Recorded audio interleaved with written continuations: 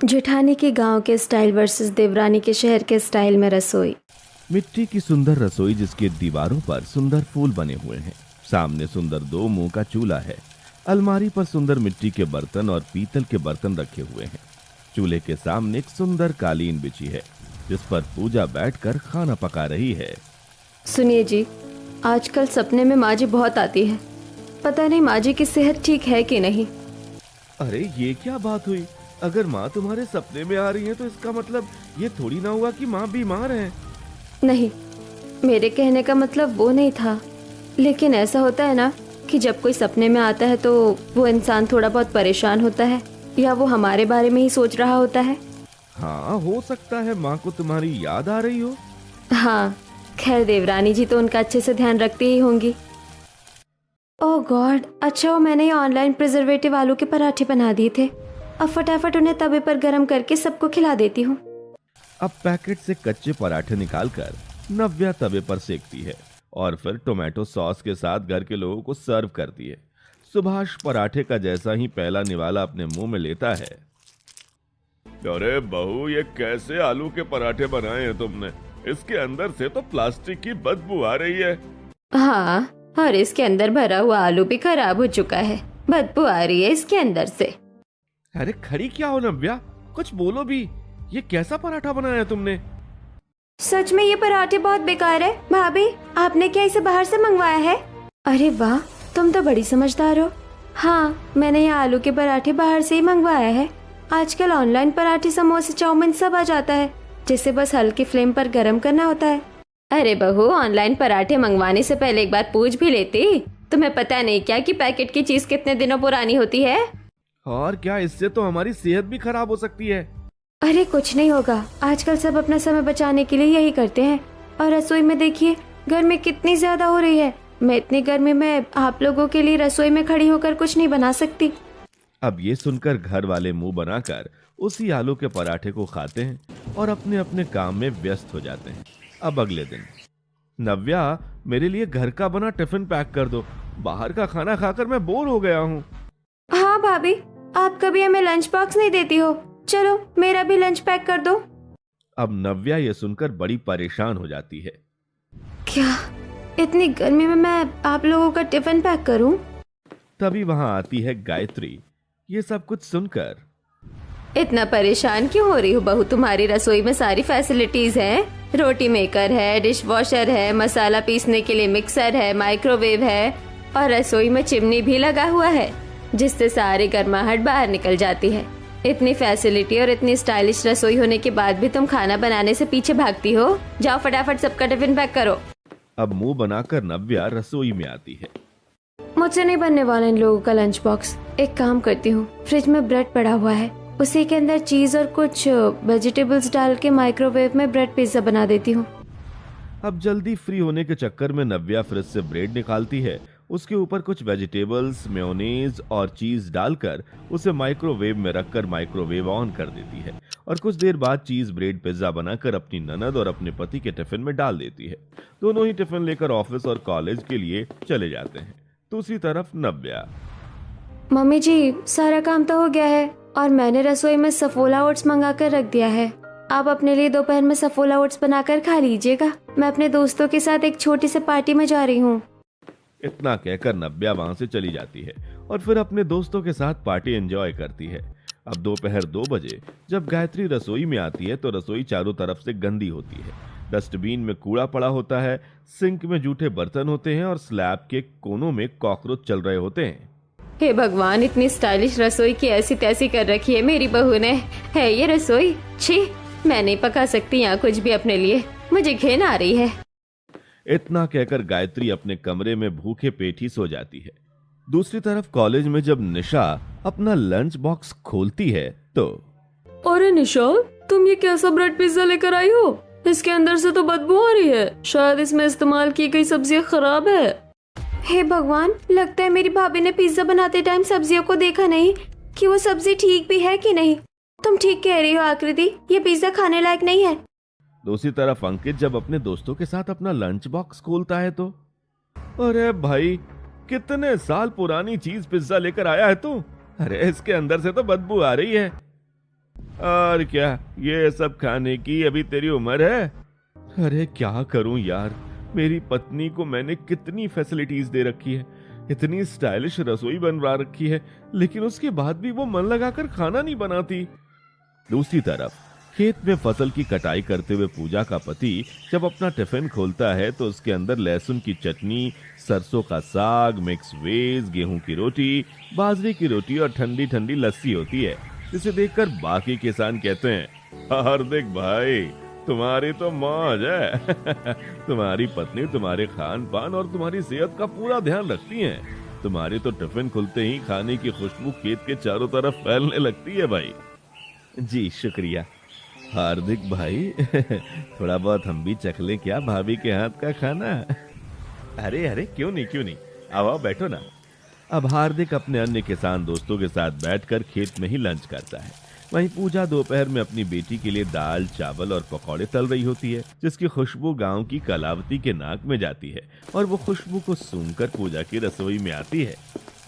अच्छा, तो पकौड़े तल रही हो बहू, इसकी खुशबू बाहर तक जा रही है। लगता है सरसों के कच्चे घनी तेल इस्तेमाल किया है और बेसन भी अपने हाथ से ही बनाया है।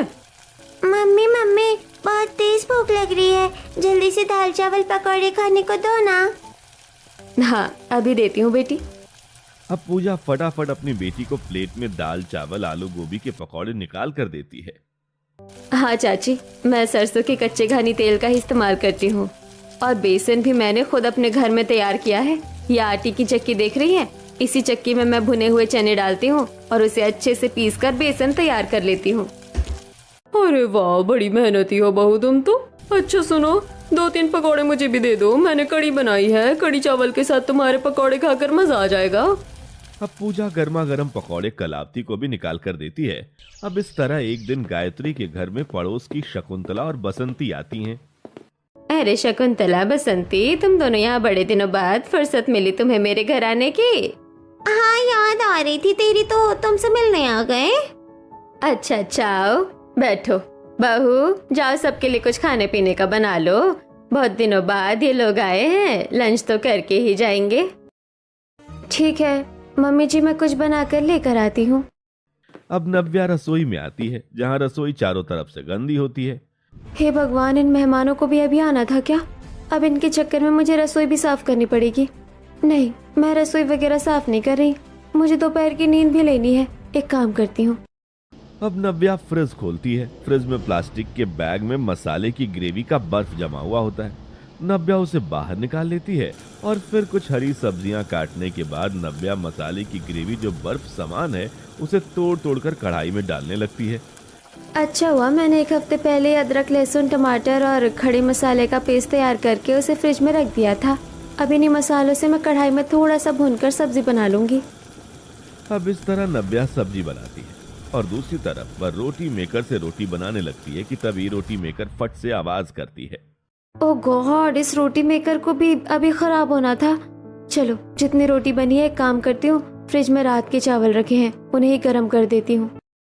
अब फ्रिज से बासी चावल निकालकर नव्या गर्म करती है और फिर सभी खाने को लाकर वह डाइनिंग टेबल पर रखती है।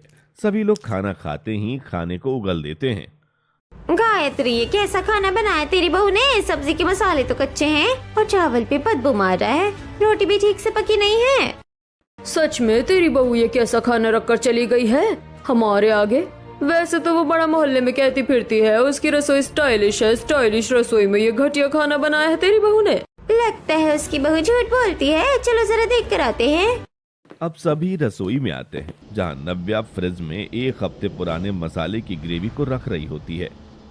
चलो, आज 1 हफ्ते पुराने मसाले का यूज हो गया है, मैं तो इसे फेंकने ही वाली थी।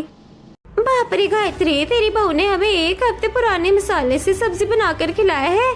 छी, वहाँ चावल भी रखा हुआ है जिसमें से गंदी बदबू आ रही है। इसका मतलब वो चावल भी बासी था। सच में, ऊपर से ये रसोई कितनी ज्यादा गंदी हो रही है। अरे ये स्टाइलिश रसोई नहीं बल्कि कबाड़ खाना लग रहा है। अरे बहू, तुम इस घर की गृहिणी हो, तुम्हें रसोई को साफ करके रखना चाहिए। यहाँ तो पानी पीना भी पाप है। हम जा रहे हैं गायत्री। अब इतना सुनकर गुस्से से बसंती और शकुंतला वहाँ से चली जाती हैं। ये देखकर गायत्री बहुत उदास हो जाती है। बहू, ये सब क्या है? तुम्हारी वजह से मेरी दोनों सहेली बिना कुछ खाए यहाँ से चली गई। ऊपर से तुम्हारी रसोई एनी टाइम गंदी क्यों रहती है? क्या मैंने तुम्हें किसी चीज की कमी दे रखी है जो तुम ऐसा कर रही हो? सॉरी मम्मी जी, आज तो मुझे भी बहुत गिल्टी फील हो रहा है। मुझे ऐसा नहीं करना चाहिए था। मैं आज ही मॉल से जाकर एक्सपेंसिव पैकेट वाले न्यू मसाले लेकर आती हूँ और फिर उसी से खाना बनाकर आप लोगों को खिलाऊंगी। अब मॉल जाकर नव्या ढेर सारे एक्सपेंसिव सब्जी के मसाले खरीदती है और घर आने के बाद उसी मसाले से वो खाना बनाती है। इतना एक्सपेंसिव मसाला लिया है तो सब्जी तो अपने आप अच्छी बन ही जाएगी। इसे 10 घंटे तक खड़े होकर पकाने की कोई जरूरत भी नहीं है। अब नव्या सब्जी रोटी बनाकर घर वाले को खाने को देती है। अरे बहू, तुम तो मॉल से महंगे मसाले लेकर आई थी ना, उसके बाद भी ये सब्जी इतनी बेकार क्यों बनी है? सच में सब्जी में पानी और नमक के सिवा कुछ स्वाद ही नहीं आ रहा है। लग ही नहीं रहा है कि इसमें मसाला भी डाला है, और अगर डाला है तो शायद ये ठीक से पका नहीं है।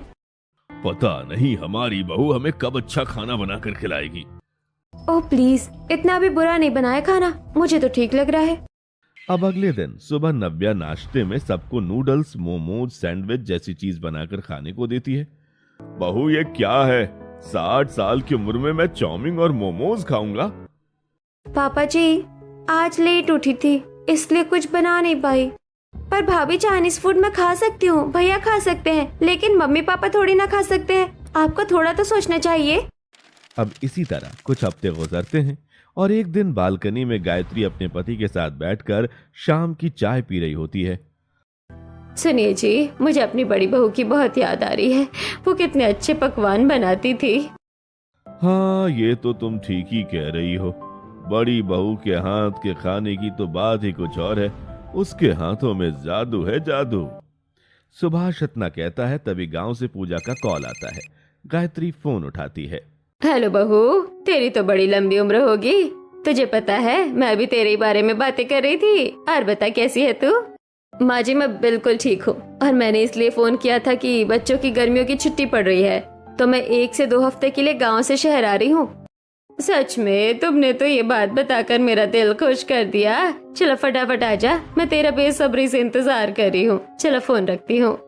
इतने में नव्या आती है। अच्छा, तो जेठानी जी आ रही हैं।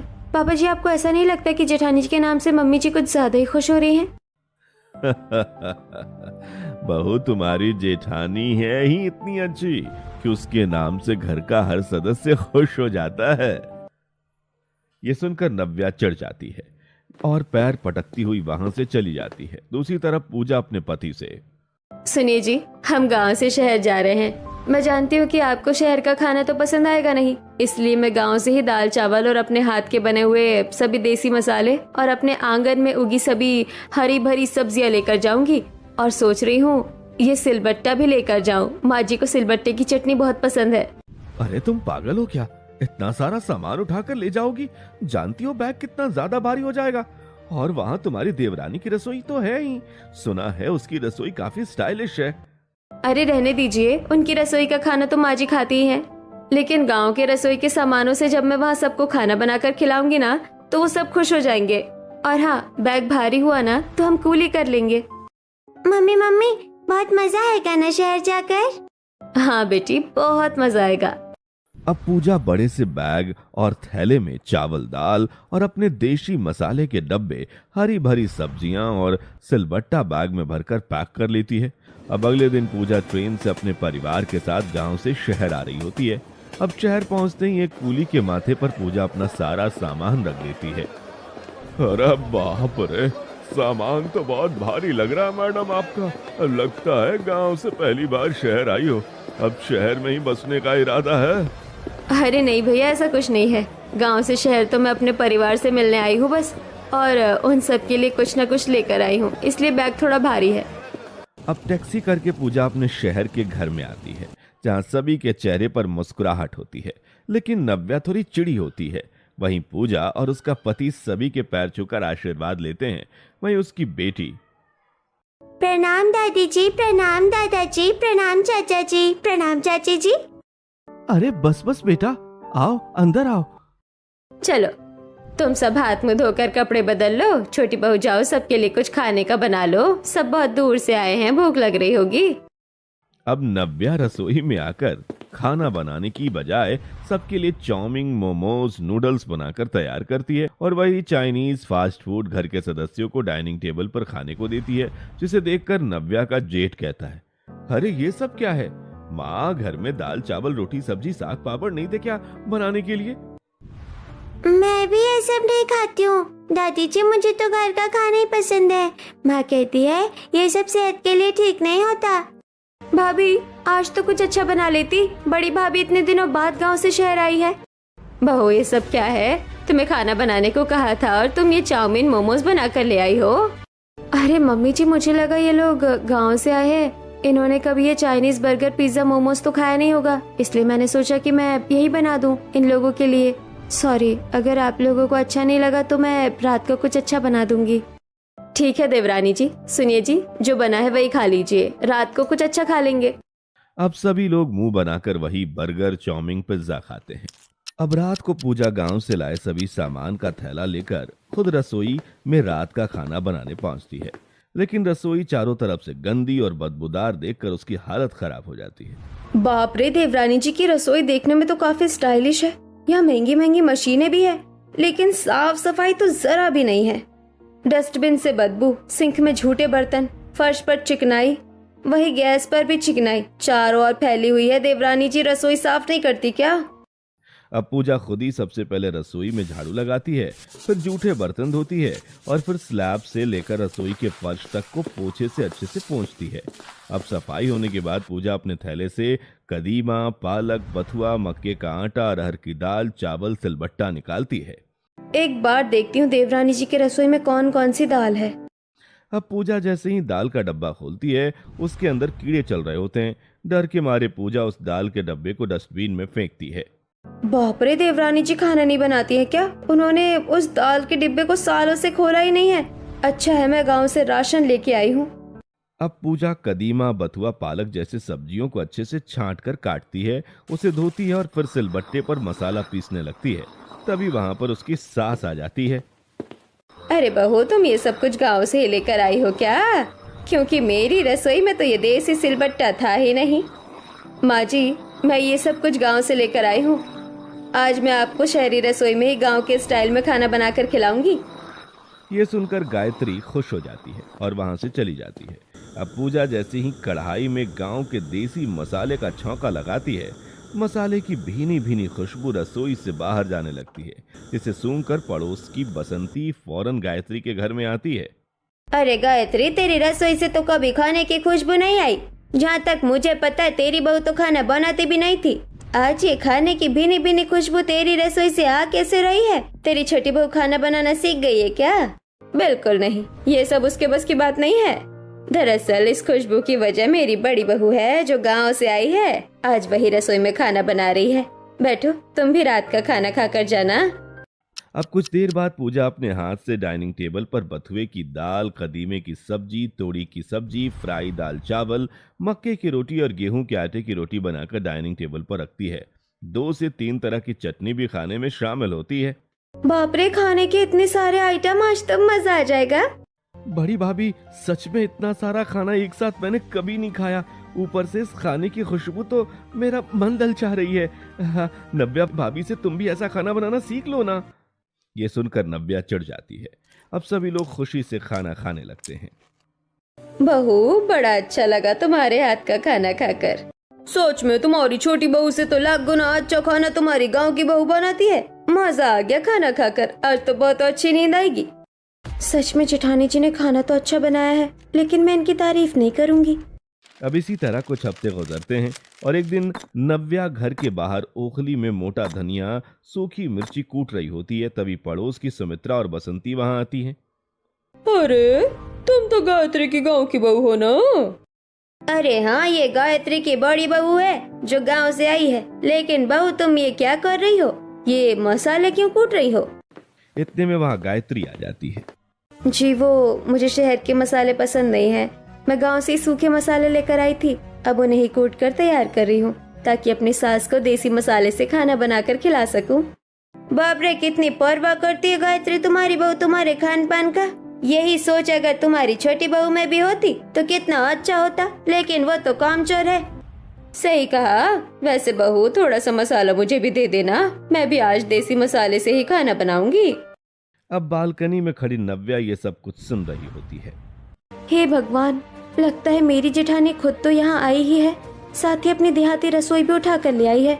ऊपर से सब उसी के गुण गा रहे हैं, जैसे मैंने तो इन लोगों के लिए कभी कुछ किया ही नहीं। अब इसी तरह जब अंकित और निशा अपनी बड़ी भाभी के हाथ का बना खाना कॉलेज और ऑफिस लेकर जाते हैं तो वहाँ उनके खाने की बहुत तारीफ होती है। अंकित, आज तो तुम्हारे टिफिन से बहुत अच्छी खुशबू आ रही है, क्या बात है? आज तुम्हारी पत्नी का मूड ठीक था क्या? अरे नहीं यार, मेरी पत्नी का मूड कभी ठीक नहीं होता। खाना बनाने के मामले में ये सब खाना तो मेरी गांव वाली भाभी ने बनाया है, तू भी खा। दूसरी तरफ आकृति निशा के लंच बॉक्स का खाना टेस्ट करके, अरे बाप रे, ये खाना तो बहुत स्वादिष्ट है। ऐसा खाना मैंने लास्ट टाइम गांव में खाया था। अरे तो ये खाना भी मेरी गांव की भाभी ने ही बनाया है, आकृति, और वो बहुत स्वादिष्ट खाना बनाती है। उनके हाथ का खाना बनते ही पूरे घर में खाने की खुशबू फैलने लगती है। अरे मोहल्ले के लोग तक आ जाते हैं मेरे घर में। अब घर आकर अंकित और निशा पूजा के खाने की तारीफ करते हैं। भाभी, आज का लंच बॉक्स इतना स्वादिष्ट था ना कि ऑफिस में सब तारीफ कर रहे थे। बड़ी भाभी, आप सच में बहुत अच्छा खाना बनाती हो। हाँ भाभी, आपके हाथ में जादू है, जादू। मेरी भी कॉलेज फ्रेंड्स आपके खाने की काफी तारीफ कर रही थी। ये सुनकर नव्या को फिर से गुस्सा आ जाता है। अच्छा, अब बस भी कीजिए। कितनी तारीफ करेंगे आप लोग जेठानी जी की? वैसे भी उनके जाने के बाद आपको फिर से मेरे हाथ का खाना खाना है। वहीं गायत्री अब जब भी रसोई में जाती तो रसोई चांदी की तरह चमचमा रही होती और अब रसोई में बदबू की जगह खुशबू फैली होती। जब से मेरी गांव की बहू आई है तब से मेरी शहरी बहू की रसोई चांदी की तरह चमचमाती है, वरना इससे पहले तो मेरी छोटी बहू ने इस रसोई को नरक बना रखा था। अब इसी तरह कुछ हफ्ते गुजरते हैं, जिसके बाद पूजा शहर से गांव जाने का फैसला लेती है। माँ जी चलिए, अब मैं चलती हूँ, मेरी बेटी की भी छुट्टियाँ खत्म हो गई है। भाभी, बिल्कुल भी मन नहीं है कि आप गांव जाओ। अब इस घर में स्वादिष्ट खाना हमें कौन बनाकर खिलाएगा? हाँ, मसालों की खुशबू भी नहीं आएगी रसोई से। हाँ, बड़ी बहू के हाथ का खाना खाकर तो थोड़ी सेहत भी ठीक हो गई थी। अरे बस बस, बहुत तारीफ हो गई जेठानी जी की। और आपको लेट हो रहा होगा जेठानी जी, समय से चले जाइए वरना ट्रेन छूट जाएगी। देवरानी जी, मैं जा रही हूँ, आप लोग अपना ध्यान रखना। अब पूजा अपने परिवार वालों के साथ दोबारा गांव आ जाती है, लेकिन पूजा के गांव गए ठीक से 1 महीना भी नहीं गुजरता कि गायत्री की तबीयत बहुत ज्यादा खराब हो जाती है। माँ, आप अपना ध्यान नहीं रख रही हो क्या? क्या हो रहा है मम्मी आपको? क्या होगा बेटी, छोटी बहू बाहर का बना खाना खिलाती है जिससे मेरी सेहत खराब हो रही है। अब मुझे मेरी गांव की बहू ही ठीक कर सकती है। तुम लोग मुझे गांव छोड़ दो। तुम अकेले कैसे जाओगी? जाएंगे तो सब जाएंगे। हे भगवान, अब मेरी इस बीमार सास की वजह से हम सबको गांव जाना पड़ेगा। अब गायत्री की बिगड़ती तबीयत देखकर सभी लोग गांव आते हैं।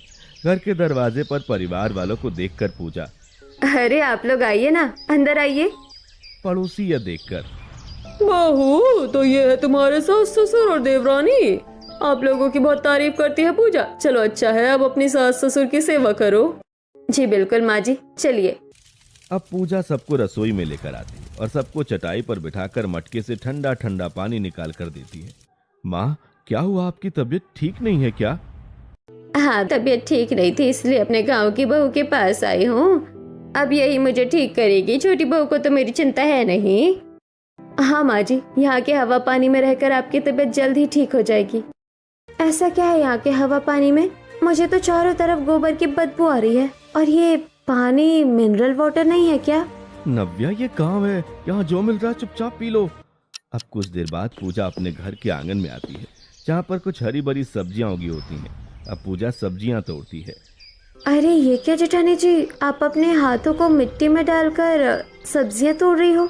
यहाँ मॉल नहीं है क्या? तभी गायत्री वहां आकर, छोटी बहू, बड़ी बहू सब्जियां खुद उगाती है, तुम्हारी तरह पैकेट वाली सब्जी ये नहीं खाती। तुम भी कुछ सीखो इससे। अब चूल्हे पर पूजा लौकी, तोरी जैसी सब्जियों को काटकर सिलबट्टे पर मसाला पीसकर उनकी सब्जी बनाती है, जिससे रसोई में थोड़ा धुआं और खाने की खुशबू फैलती है। खाने में से कितनी अच्छी खुशबू आ रही है। खुशबू? माँ जी, मेरे नाक और गले में तो धुआं जा रहा है। जेठानी जी, आप एक गैस सिलेंडर क्यों नहीं लगा लेती? देवरानी जी, यहाँ सब चूल्हे पर ही खाना बनाते हैं। हाँ बहू, बंदर क्या जाने अदरक का स्वाद। इसने खुद तो शुरू से बाहर का कचरा खरीद के खाया है। अब खाना बनाकर पूजा चटाई बिछाती है और सबको पीतल के प्लेट में चावल, लौकी, चने की सब्जी, रोटी, प्याज, खीरे की सलाद, पुदीने की चटनी और बूंदी का रायता परोस देती है। मजा आ गया भाभी, क्या खाना बनाया आपने, वाह। सच में। और भाभी, आपकी रसोई भी काफी ऐतिहासिक लगती है, बिल्कुल पुराने जमाने जैसी। अच्छा है। ये हमारे घर की सबसे पुरानी रसोई है, जिसे मेरी बड़ी बहू ने अब तक सहेज कर रखा है। एक मेरी ये शहरी बहू है, जिसको शहर के रसोई में इतनी फैसिलिटी दे रखी है मैंने, लेकिन फिर भी ये उस रसोई की कदर नहीं करती। अब बार बार नव्या अपनी बेइज्जती बर्दाश्त नहीं कर पाती और वो खाने से उठकर चली जाती है। अब अगली सुबह पूजा अपने घर के आंगन में बंधी गाय से बाल्टी में दूध निकाल रही होती है। छी छी, जेठानी जी, आप ये क्या कर रही हो? यहाँ पर पैकेट वाला मिल्क नहीं मिलता क्या, जो आप हाथ से ये सब कर रही हैं? देवरानी जी, आपको पता है इस दूध में कितनी ताकत है? अब सुभाष वहां आकर, बड़ी बहू, ये सब तुम्हारी देवरानी को क्या ही पता होगा। ये तो सब कुछ ऑनलाइन मंगाकर खाती पीती है। सीखो छोटी बहू, अपने जेठानी से कुछ सीखो। अब फिर से नव्या को गुस्सा आ जाता है और वो दांत पीसती हुई वहां से चली जाती है। बस बहुत हो गया। अब मुझे अपनी जेठानी के साथ कुछ तो ऐसा करना पड़ेगा जिससे इनकी बेइज्जती हो, क्योंकि शहर से लेकर गांव तक इन्होंने सिर्फ अपने अच्छे कामकाज के चक्कर में मुझे बदनाम ही करवाया है। अब अगले दिन नव्या देखती है कि चूल्हे पर 2 से 3 तरह के पकवान बनकर रखे हुए हैं। बहुत अपने मसालों और खाने की तारीफ करती है ना जेठानी जी। अब देखो मैं क्या करती हूँ। नव्या आंगन से मिट्टी उठाकर लाती है और मसाले के बरनी में भर देती है। वहीं बने हुए खाने में भी ढेर सारा नमक पलट देती है। अब नहा धोकर सभी आकर रसोई में बैठते हैं। पूजा सबको प्लेट में खाना निकाल कर देती है, लेकिन खाना खाते ही सब खाने को मुंह से उगल देते हैं। बहू, खाना तो जरूरत से ज्यादा ही नमकीन है। हाँ, इतना सारा नमक कौन डालता है? अब पूजा घबरा कर, क्या खाने में नमक ज्यादा है? ऐसा कैसे हो सकता है? मैंने तो सब कुछ हिसाब से डाला था। कोई बात नहीं बहू, कभी कभी ऊपर नीचे हो जाती है। अब इसी तरह अगले दिन नव्या देखती है चूल्हे पर खाना पक रहा है। हाँ, कोई नहीं है। एक काम करती हूँ, चूल्हे की सारी लकड़ियों पर पानी पलट देती हूँ, न लकड़ियाँ जलेंगी न खाना ठीक से पकेगा। अब मटके से पानी लेकर नव्या जलती हुई लकड़ियों पर पलट देती है, जिससे खाना पूरी तरीके से नहीं पक पाता। अब जब सुबह सब नाश्ता करते हैं तो सब्जी कच्ची रहती है। बहू, सब्जी तो पूरी कच्ची है, मसाला भी ठीक से नहीं पका है। इस मसाले में मिलावट है भाभी, मुंह में कंकड़ आ रहे हैं। क्या मेरे मसाले में मिलावट? पर मैं तो मसाला हाथ से तैयार करती हूँ। पता नहीं बहू, लेकिन खाने में स्वाद नहीं है, सब्जी भी कच्ची है। माँ जी, मुझे तो लगता है कि अब जेठानी जी हमें गांव से भगाना चाहती हैं। अरे नहीं नहीं, ऐसा नहीं है। अब रात को कमरे में पूजा लेटी है। हे भगवान, ये सब क्या हो रहा है? अचानक से मेरा खाना बेस्वाद कैसे बन सकता है? अब अगली सुबह नव्या चूल्हे को तोड़ रही होती है। ना चूल्हा रहेगा ना अच्छा खाना बनेगा। बहुत सुन ली तारीफ अपनी जेठानी जी की। अब नव्या इतना कहती है कि तभी वहां पर उसकी जेठानी आ जाती है, जो अपनी आंखों से सब कुछ देख लेती है। हे भगवान, देवरानी जी, आप मेरी मिट्टी के चूल्हे को तोड़ने की कोशिश क्यों कर रही हैं? इतने में घर के बाकी सदस्य भी वहां आते हैं। वह टूटा चूल्हा देखकर, अरे छोटी बहू, ये सब क्या है? माँ जी, मुझे समझ नहीं आ रहा है, देवरानी जी मेरे चूल्हे को तोड़ क्यों रही हैं? मैं समझ गई। कुछ दिन से आपके खाने में जो खराबी आ रही है ना, मुझे लग रहा है इन सब के पीछे भी इन्हीं का हाथ है। बहू, सच सच बता, क्या ये सब तू जानबूझकर कर रही है? अब गुस्से से नव्या कहती है, हाँ, ये सब कुछ मैं जानबूझकर कर रही हूँ। और क्यों ना करूँ? शहर से लेकर गांव तक आप लोग बस मेरी जेठानी की तारीफ करते हैं, जैसे मैंने तो आप लोगों के लिए कभी कुछ किया ही नहीं है। अरे मुझे नफरत होने लगी अपनी जेठानी से। देवरानी जी, लेकिन मैं तो आपसे बहुत प्यार करती हूँ। मेरे मन में आपके लिए सिर्फ प्यार ही है। नाटक है आपका ये सब, मैं जानती हूँ। जब जब घर वाले मेरी बेइज्जती करते हैं तब तब आप खुश होती हैं। ऐसा कुछ नहीं है नव्या, और तुम गिरी हुई हरकत कैसे कर सकती हो? अरे तुम चाहती तो अपनी जेठानी से चीजें सीख भी सकती थी, लेकिन तुम्हारी छोटी सोच ने चीजों को सीखने की बजाय चीजों को खराब करना ज्यादा ठीक समझा। छोटी बहू, तुम्हारे अंदर ईर्ष्या इतनी ज्यादा बढ़ गई है, तुम हमारे मन में भी जहर घोलने लगी। अब ये सुनकर नव्या को शर्मिंदगी महसूस होती है और वह देखती है कि उसकी जेठानी की आंखों से आंसू गिर रहे हैं। जेठानी जी, मुझे माफ कर दीजिए, मुझसे गलती हो गई। मुझे इतना बुरा तो नहीं करना चाहिए था आपके साथ। मैं अभी आपका चूल्हा ठीक कर देती हूँ और आज से मैं आपके साथ खाना बनाना सीखूंगी और मसाले बनाना भी। बस आप मुझे माफ करके एक मौका दे दीजिए। तुम मेरी छोटी बहन हो, मैं तुम्हें एक क्या 1000 मौका दूंगी। अब अपनी जेठानी के साथ मिलकर नव्या चूल्हा ठीक करती है और फिर एक हफ्ते तक अपनी जेठानी से अच्छा खाना बनाने की ट्रेनिंग लेती है। और जब वह चूल्हे पर खाना बनाकर सबको खिलाती है तो सबको उसके हाथ का खाना बहुत अच्छा लगता है। छोटी बहू, खाना बहुत अच्छा बना है। शुक्रिया माँ जी। अब कुछ हफ्ते बाद पूजा के ससुराल वाले दोबारा शहर जाने लगते हैं। जेठानी जी, मैं जा रही हूँ, आप अपना ख्याल रखना। तुम भी अपना ख्याल रखना देवरानी जी। अब खुशी खुशी नव्या अपने परिवार वालों के साथ गांव से शहर आ जाती है। अब नव्या जब शहर की रसोई में खाना बनाती है तो पड़ोस के लोग खाने की खुशबू सूंघकर घर के अंदर आ जाते हैं। गायत्री, तेरी बड़ी बहू गांव से फिर आ गई है क्या? हाँ पक्का, इसकी बहू ही आई होगी गांव से, उसी के खाने से इतनी अच्छी खुशबू आती है। नहीं, इस बार मेरी बड़ी बहू नहीं बल्कि छोटी बहू अपनी जेठानी जी से सब कुछ सीख कर आई है गांव से। अरे वाह, क्या बात है, तुम्हारी दोनों बहू ही बेहतरीन खाना बनाना सीख गई है। मतलब अब तो तुम्हें गांव से लेकर शहर तक दोनों ही रसोई में स्वादिष्ट पकवान खाने को मिलेंगे। नव्या खाने की कटोरी लाती हुई। बिल्कुल ठीक कहा आपने। अब से माँ जी को अपनी दोनों ही बहू का सुख प्राप्त होगा। लेकिन आप भी खाइए मेरे हाथ का खाना। अब पड़ोसी खुशी खुशी नव्या के हाथ का स्वादिष्ट खाना लेकर चले जाते और इस दिन के बाद से गायत्री अपनी दोनों ही बहू का सुख भोगने लगती है।